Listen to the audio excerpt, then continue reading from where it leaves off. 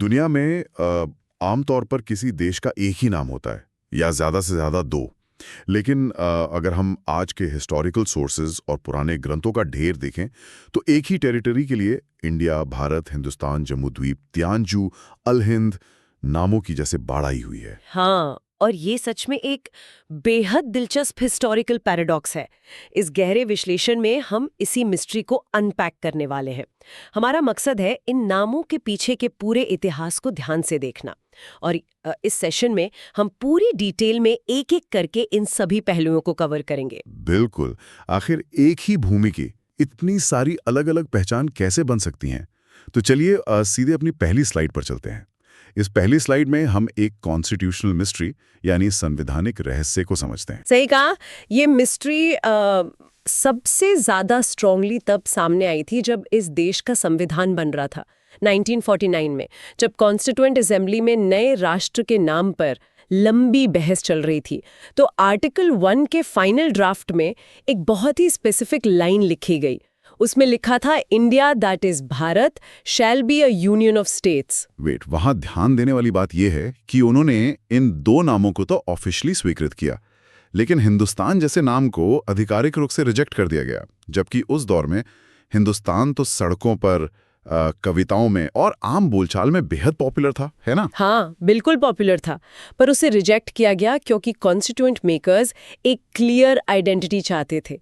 अब इसके पीछे के लॉजिक को समझने के लिए हमें इन सोर्सेज में छुपे एक ड्यूअल लेंस को देखना होगा, जो हमारी दूसरी स्लाइड बताती है। अच्छा, तो इस स्लाइड 2 में हम इस ड्यूअल लेंस या दोहरे दृष्टिकोण के कॉन्सेप्ट को देखते हैं। ये एग्जैक्टली क्या है? अब देखो, इन सभी नामों को हम एक तराजू के दो पलड़ों की तरह देख सकते हैं। एक तरफ है आंतरिक पहचान, यानी हमारी इंडिजिनस रूट्स, जिसने भारत और जम्बू द्वीप जैसे नाम दिए। ये नाम मूल रूप से यहाँ की संस्कृति, दर्शन और अध्यात्म को दर्शाते हैं। राइट। यानी जो नाम इस भूमि ने खुद को दिए। एग्जैक्टली। और दूसरी तरफ है विदेशी दृष्टिकोण, यानी एक्सोनिम्स, जो बाहरी दुनिया ने अपनी सुविधा और नजरिए से दिए, जैसे इंडिया, हिंदुस्तान और तियानजू। ये नाम संस्कृति को नहीं बल्कि यहाँ की ज्योग्राफी को दर्शाते हैं। लेकिन इन सारे बाहरी नामों के पीछे एक सेंट्रल एंकर जरूर है, एक ऐसी फिजिकल एंटिटी जिसने पूरी दुनिया को इस भूमि को डिफाइन करने का एक कॉमन रेफरेंस पॉइंट दिया, और वो है सिंधु नदी, जिसे इंडस रिवर भी कहते हैं। बिल्कुल सही। नदियों ने हमेशा से सभ्यताओं को आकर्षित किया है, पर सिंधु ने पूरे एक उपमहाद्वीप को दुनिया भर में आइडेंटिटी दी है। पर उस विदेशी नजरिए पर आने से पहले उस पहचान को डिटेल में समझना जरूरी है जो इस भूमि ने खुद को दी, क्योंकि अपना नाम खुद तय करना एक गहरी कल्चरल आइडेंटिटी दिखाता है। तो इस आंतरिक पहचान वाली साइड को, जो हमारी सांस्कृतिक जड़ें हैं, उन्हें पहले थोड़ा डीपली एक्सप्लोर करते हैं। अब हम आते हैं स्लाइड 3 पर, जो भारत शब्द की उत्पत्ति के बारे में है। जब हम एंशिएंट टेक्स्ट पढ़ते हैं तो उसमें दो बिल्कुल अलग-अलग परंपराएं सामने आती हैं, है ना? हाँ, बिल्कुल। पहली ट्रेडिशन जैन ग्रंथों से आती है। उनके अनुसार पहले तीर्थंकर ऋषभानाथ, जिन्हें आदिनाथ भी कहा जाता है, उनके पुत्र थे सम्राट भारत। वो एक चक्रवर्ती सम्राट थे जिनका पूरे क्षेत्र पर प्रभाव था, और उन्हीं के नाम पर इस भूमि का नाम भारत पड़ा। ओके, तो एक चक्रवर्ती सम्राट के नाम पर। और दूसरी ट्रेडिशन क्या कहती है? दूसरी तरफ वैदिक ट्रेडिशन है। ऋग्वेद में एक भरता ट्राइब यानी भरता कबीले का वर्णन मिलता है। ये लोग आर्यवर्ता के मूल निवासी थे, और इनका संबंध प्राचीन इतिहास के मशहूर बैटल ऑफ 10 किंग्स से रहा है। 10 राजाओं के उस युद्ध में भरता ट्राइब की जीत ने इस पूरे क्षेत्र में उनका डोमिनेंस और आइडेंटिटी एस्टैब्लिश कर दी थी। Oh wow! इसमें जो एटमोलॉजी यानी शाब्दिक अर्थ है, वो एक बिल्कुल नया पर्सपेक्टिव देता है मुझे। दुनिया में आम तौर पर किसी जगह का नाम वहाँ के भूगोल, जैसे किसी बड़ी पहाड़ी, जंगल या नदी के नाम पर होता है, लेकिन भारत शब्द 2 रूट से बना है। हाँ, और ये बहुत इंटरेस्टिंग हिस्सा है नोट बनाने वाले सुनने वालों के लिए। ये 2 रूट्स हैं, भर, जिसका अर्थ है धारण करना या पोषण करना, और अग्नि, जो ज्ञान की आग का प्रतीक है। यानी भारत का अर्थ हुआ ज्ञान की खोज में लगा हुआ। ये किसी फिजिकल बॉर्डर का नाम नहीं, बल्कि एक एक्टिव मेंटल स्टेट का नाम है। एक भूगोल से आगे बढ़कर एक इंटेलेक्चुअल परसूट को पहचान बनाना सच में प्राचीन सोच की गहराई दिखाता है। यहाँ बात सच में बहुत दिलचस्प हो जाती है। बिल्कुल, एक सोच को, एक ज्ञान की खोज को देश का नाम देना अपने आप में यूनिक है, पर इसका मतलब ये नहीं कि उस दौर में इसकी कोई फिजिकल बाउंड्री डिफाइन नहीं की गई थी। अब हम स्लाइड 4 और 5 की तरफ बढ़ते हैं, जहां भौगोलिक और पुरातात्विक साक्ष्य हैं। जब हम विष्णु पुराण देखते हैं तो वहां एक बहुत ही क्लियर और फेमस श्लोका मिलता है। हाँ, वो श्लोका है, उत्तरम यत् समुद्रस्य हिमाद्रेश्चैव दक्षिणम वर्षम तद भारतम नामा भारती यत्र संतति। ये श्लोका इतना प्रिसाइज है कि लगता है किसी कार्टोग्राफर ने बैठकर मैप बनाया हो। वही भारत है और वहां रहने वाले भारतीय। इसने पहली बार एक वास्ट लैंडमास को एक स्ट्रिक्ट, आसानी से समझ आने वाली नेचुरल बाउंड्री दी। आप इसे एक फिजिकल मैप की तरफ विजुअलाइज कर सकते हैं। नीचे समुद्र, ऊपर बर्फीले पहाड़। राइट। और ये बाउंड्री का कॉन्सेप्ट सिर्फ श्लोकों में कैद नहीं रहा। स्लाइड 5 में हम हाथीगुम्पा इंस्क्रिप्शन को देखते हैं।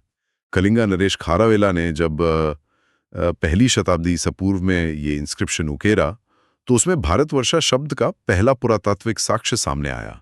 हाँ, और ये पहला आर्कियोलॉजिकल एविडेंस है जो 1st सेंचुरी BCE का है। पत्थरों पर लिखा ये नाम दिखाता है कि उस वक्त तक ये आइडेंटिटी एक स्ट्रॉन्ग धरातल पर इस्टेब्लिश हो चुकी थी।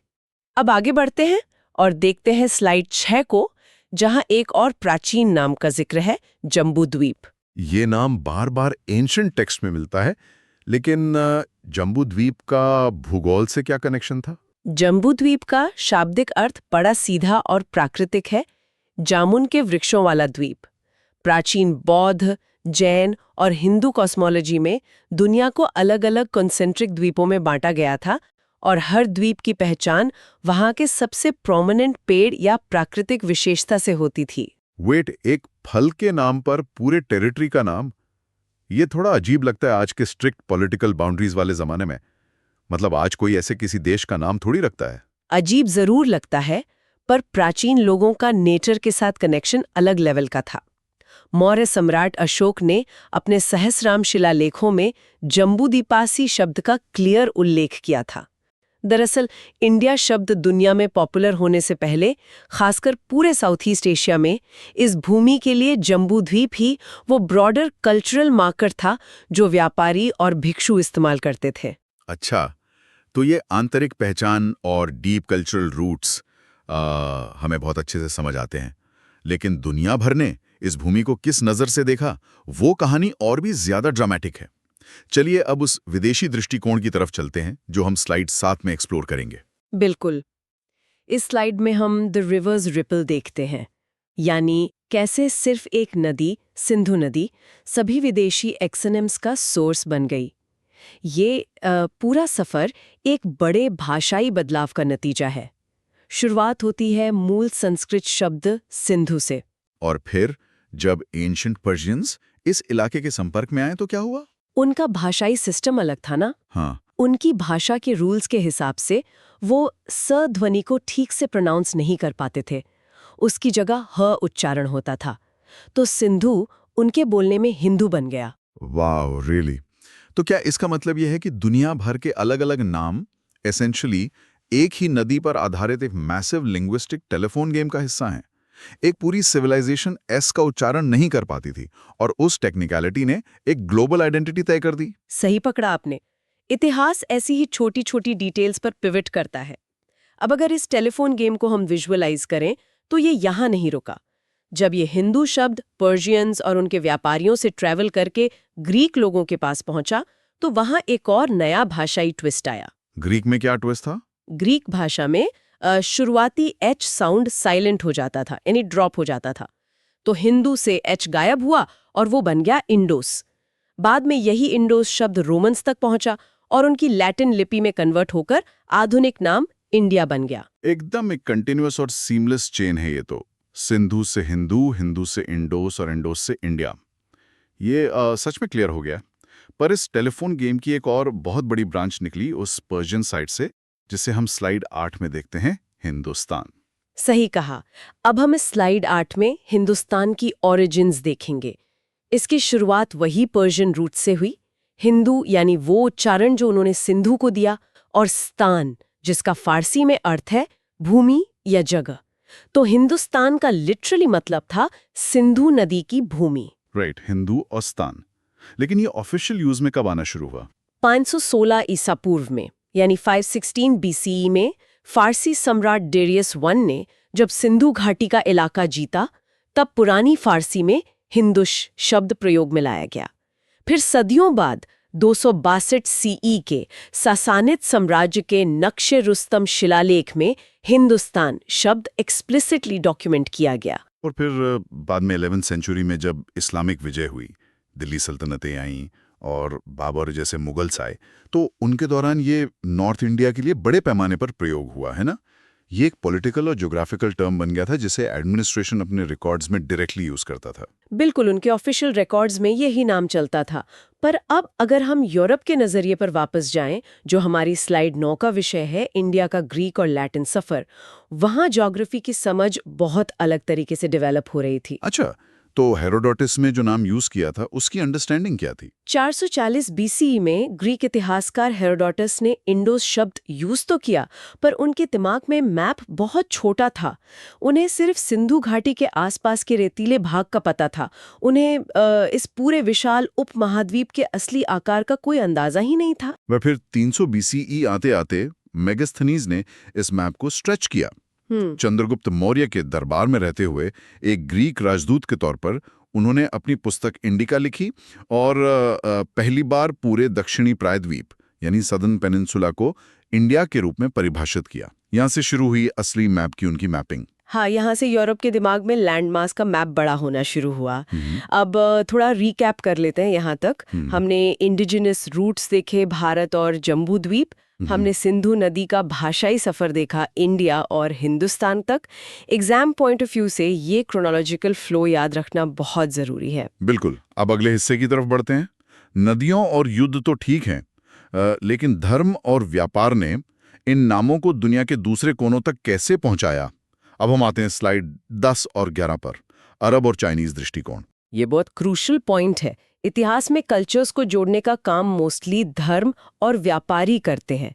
अब स्लाइड 10 में देखिए, अरब मर्चेंट्स के लिए ये स्ट्रिक्टली एक व्यापारी मार्ग था।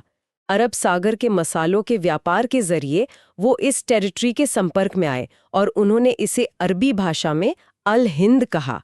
और इसका ऑफिशियल स्टेटस भी जल्दी ही एस्टैब्लिश हो गया था, राइट? 715 ईस्वी के आसपास उमैया खलीफा के सिक्कों पर बिल हिंद उकेरा जाना ये साबित करता है कि ये प्योरली एक ऑफिशियल और इकोनॉमिक टर्म बन चुका था। फिर 11th सेंचुरी में अल बिरूनी ने अपनी फेमस पुस्तक तारीख अल हिंद लिखी। एग्जैक्टली।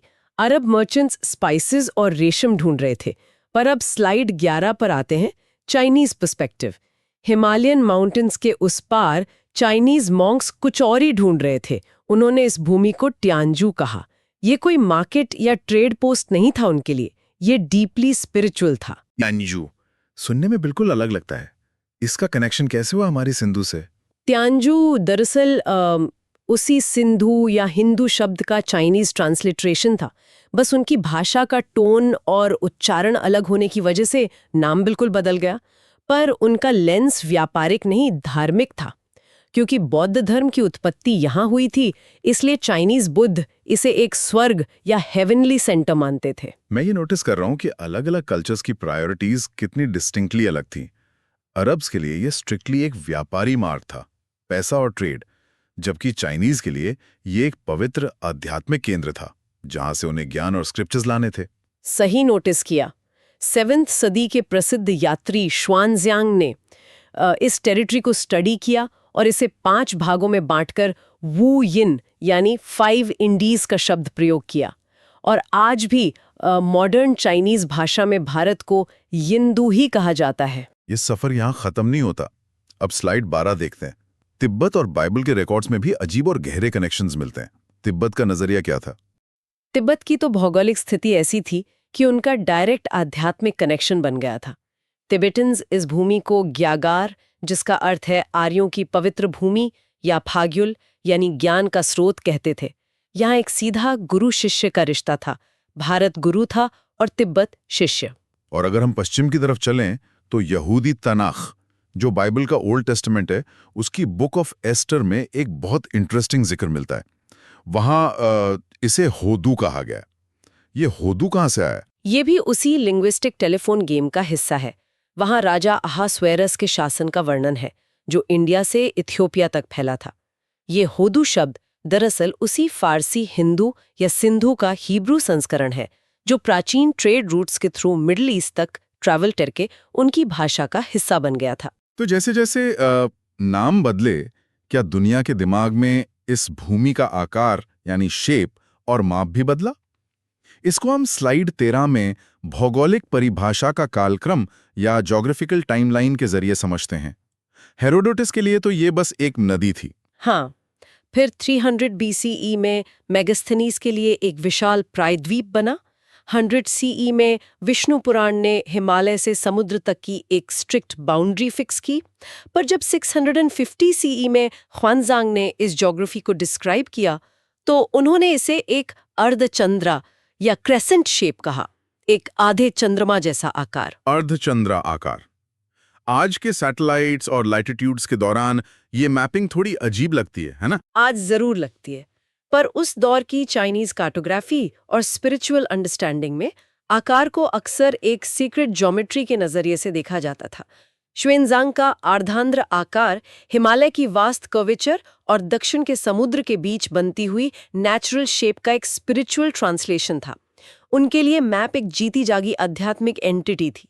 और फिर 1020 CE में जब अल्बिरूनी आए, तो उनके लिए कॉन्सेप्ट इतना मैसिव हो चुका था कि उन्होंने इसे चीन से लेकर समुद्र तक फैला हुआ हिंद कहा। मैप का एवोल्यूशन एकदम क्लियर दिखता है। अब इस बाउंड्री और एक्सपेंशन के कॉन्सेप्ट को और आगे ले जाते हैं। स्लाइड 14 में बृहत्तर भारत या ग्रेटर इंडिया। इस स्लाइड में हम इंडोस्फीयर की बात करते हैं। प्राचीन काल में भारत सिर्फ एक देश नहीं, बल्कि एक सांस्कृतिक महाद्वीप था, जिसे अखंड भारत या महाभारत भी कहा जाता है। ये कॉन्सेप्ट बहुत ब्रॉड था। वेट, यहाँ एक बहुत सरप्राइजिंग फैक्ट है इन सोर्सेज में। 1298 CE में मार्को पोलो ने इंडिया को 3 हिस्सों में बांट दिया था, ग्रेटर, लेसर और मिडिल इंडिया। इतनी दूर वेनिस में बैठा एक इटालियन एक्सप्लोरर, जिसने शायद इनलैंड इंडिया देखा भी नहीं था, ये कॉन्सेप्ट उसके दिमाग में कैसे काम करता था? बहुत वैलिड सवाल है। मार्को पोलो एक मर्चेंट था, एक मैरीटाइम रिपब्लिक से, तो उनका डिवीजन जमीन के स्ट्रिक्ट पॉलिटिकल बॉर्डर्स पर आधारित नहीं था। उनका वर्ल्ड व्यू मैरीटाइम रूट्स और ओशन करंट्स पर चलता था। जहां जहां इस टेरिटरी का व्यापारिक असर और कल्चरल फुटप्रिंट था, वो सब उनके लिए इंडिया था। उनके डिवीजन में ग्रेटर इंडिया कोरोमंडल कोस्ट से मकरान तक फैला था और लेसर इंडिया कोचिन कायना से लेकर कृष्णा नदी के क्षेत्र तक। यानी ये स्ट्रिक्ट बॉर्डर मैपिंग नहीं, बल्कि कल्चरल और इकोनॉमिक स्फीयर्स ऑफ इन्फ्लुएंस की मैपिंग थी। और ये ब्रॉड पर्सपेक्टिव सिर्फ यूरोपियंस का ही नहीं था, है ना? बिल्कुल नहीं। 1590 CE में अबुल फजल ने जब आइन-ए-अकबरी लिखी, तो उसमें भी श्रीलंका और इंडोनेशिया को हिंदुस्तान के सांस्कृतिक विस्तार का हिस्सा माना गया था। जहां तक इस कल्चर की रेजोनेंस थी, वहां तक ये आइडेंटिटी फैली थी। तो इस गहरे विश्लेषण को सुनने वालों के लिए, खासकर जो एग्जाम प्रेप कर रहे हैं उनके लिए, थोड़ा आसान और याद रखने लायक बनाते हैं। So what does this all mean? अब आते हैं हमारी आखिरी 2 स्लाइड्स पर, स्लाइड 15 और 16, जहां एक मास्टर रिवीजन और मेमोरी ट्रिक्स दी गई हैं। हाँ, और ये स्टूडेंट्स के लिए परफेक्ट क्विक रिकॉल टूल्स हैं। हमने इन कॉन्सेप्ट्स को आसान कोड्स में समेट दिया है। जैसे पहला कोड है H=B, यानी Hathigumpha inscription = first Bharatvarsha evidence. Excellent. दूसरा कोड है S से H से I, यानी Sindhu became Hindu, which became Indos, और आखिर में इंडिया। ये पूरा लिंग्विस्टिक चेन याद रखने का बेस्ट तरीका है। सही। तीसरा मेमोरी ट्रिक है J=A, जिसका मतलब है जम्बू द्वीप, जो कि अशोकन शिलालेखों में यूज हुआ। ये एक रिलीजियस और नेचुरल ज्योग्राफी का मार्कर था। और चौथा और आखिरी ट्रिक है V=G, यानी विष्णु पुराणा ने पहली बार स्ट्रिक्ट जियोग्राफिकल बाउंड्री दी। इन सभी एंकर्स को एक साथ रखकर देखें तो सच में एक बहुत क्लियर और प्रोफाउंड कोर कंक्लूजन सामने आता है।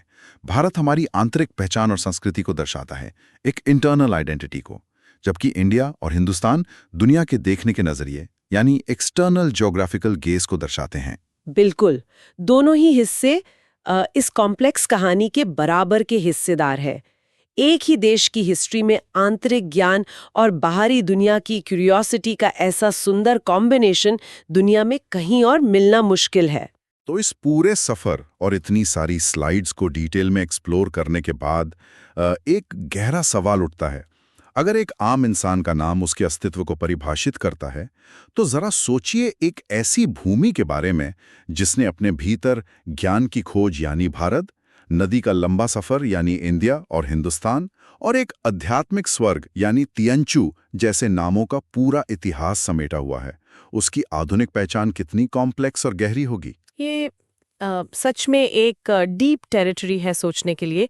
क्या हमारी असली पहचान किसी एक नाम में बसी है या इन सब के मिश्रण में?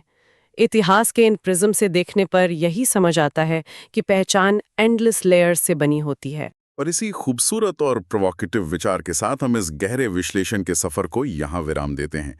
उम्मीद है इन सोर्सेस से निकली डिटेल कहानियों ने और स्लाइड बाय स्लाइड इस डिस्कशन ने आपको पुराने ग्रंथों और नामों को देखने का एक नया नजरिया दिया होगा। अगली बार फिर मिलेंगे किसी नए विषय के साथ एक और रोचक सफर पर।